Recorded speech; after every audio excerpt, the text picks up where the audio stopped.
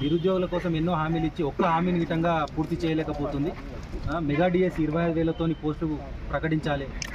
అలాగే ప్రిలిమ్స్ రిజల్ట్ని 1:100 రేషియోలో ప్రకటించాలి. ఎవరికైతే నిరుద్యోగులు ఉన్నారో వాళ్ళకు గుణంగా నిరుద్యోగ భృతి వెంటనే ప్రకటించాలని చెప్పి కాంగ్రెస్ ప్రభుత్వాన్ని మేము కోరుకుంటున్నాం. లేదంటే మేము ఇప్పుడు చేస్తున్న ఈ కార్యక్రమాలని ఇంకా తీవ్రఎత్తున చేసి మీరు గద్దె దిగేదాకా ఊకోమని చెప్పి హెచ్చరిస్తున్నాం. గత 20 రోజులుగా తెలంగాణ రాష్ట్రంలో ఉన్నటువంటి నిరుద్యోగుల పక్షాన భారతీయ జనతా యువ మోర్చా ఆధ్వర్యంలో అనేకమైనటువంటి కార్యక్రమాలు తీసుకోవడం జరిగింది. దీనికి ముఖ్య ఉద్దేశం తెలంగాణ రాష్ట్రంలో ఉన్నటువంటి ఎవరైతే నిరుద్యోగులు ఉన్నారో 30 లక్షల మంది నిరుద్యోగులకు సంబంధించినటువంటి సమస్యలపైన పోరాటం కొనసాగాలి.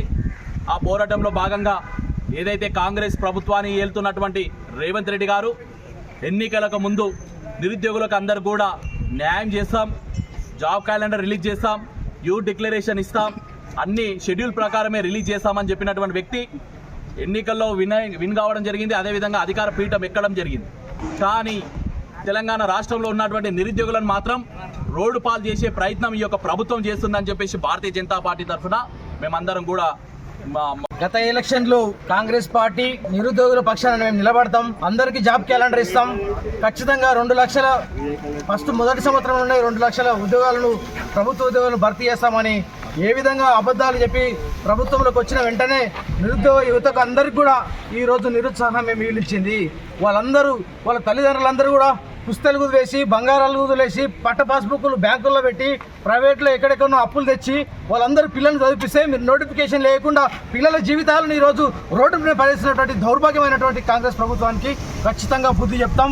వాళ్ళందరికీ నెల రోజుల లోపల ఖచ్చితంగా వాళ్ళందరికీ గ్రూప్ 2లో 2,000 ఉద్యోగాలు, గ్రూప్ 3లో 3,000 ఉద్యోగాలు, మెగా డిఎస్సి ఖచ్చితంగా 25,000 నుంచి 30,000 మధ్యలో మీరు ఖచ్చితంగా డిఎస్సిని వేయాల్సిందిగా ఏ విధంగానైతే కోదండరాం గారు, ఆకునూరు మురళి గారు వీళ్ళు ఏ విధంగా స్పందించారు అప్పుడున్నటువంటి గవర్నమెంట్లలో కేసీఆర్ను దించాలనే ఒకే లక్ష్యంతో మీరందరూ ఎన్నో హామీలు ఇచ్చి ఈరోజు ఇచ్చిన హామీలను తుంగలో దొక్కేసి ఈరోజు నిరుద్యోగ జీవితం మోతిలాల్కు ఈరోజు మీరు ఖచ్చితంగా ప్రభుత్వం దిగి రావాలి.